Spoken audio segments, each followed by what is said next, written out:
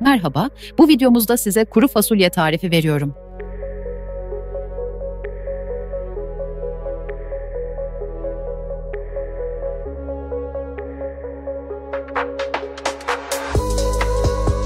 Malzemeler: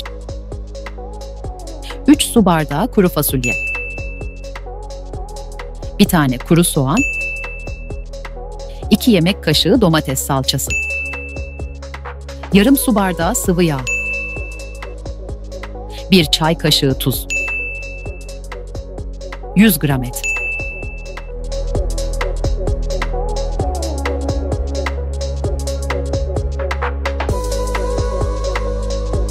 Ocağımızı yakarak sıvı yağ ile soğanları kavuralım.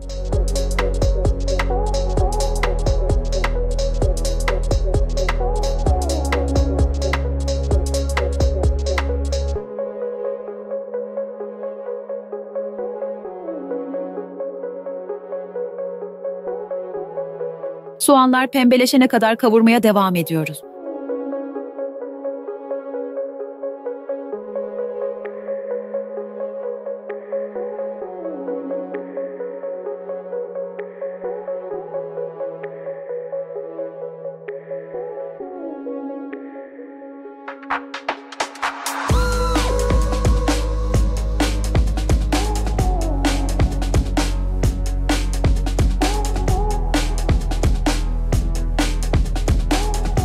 Soğanlar yeterince pişti.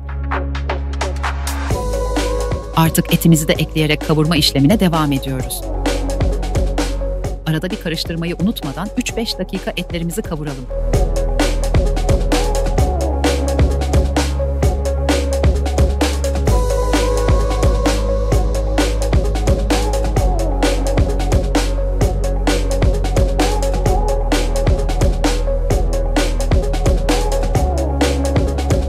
Şimdi domates salçasını ekliyoruz.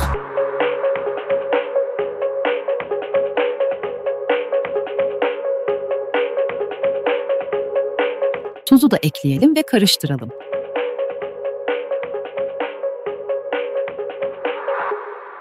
Sıra bir gün önceden ıslatılmış kuru fasulyelerimizi eklemeye geldi.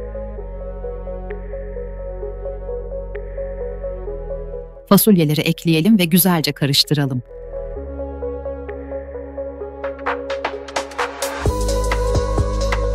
Birkaç dakika sonra 4 su bardağı kadar sıcak suyu tencereye ekleyelim.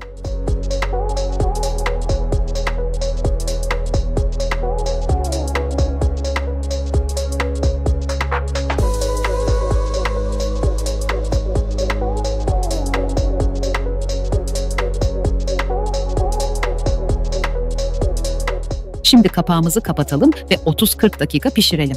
Fasulye cinsine göre pişme süresi değişebilir. Daha hızlı pişirmek isterseniz düdüklü tencereyle 10-15 dakikada daha hızlı pişme süresi elde edebilirsiniz.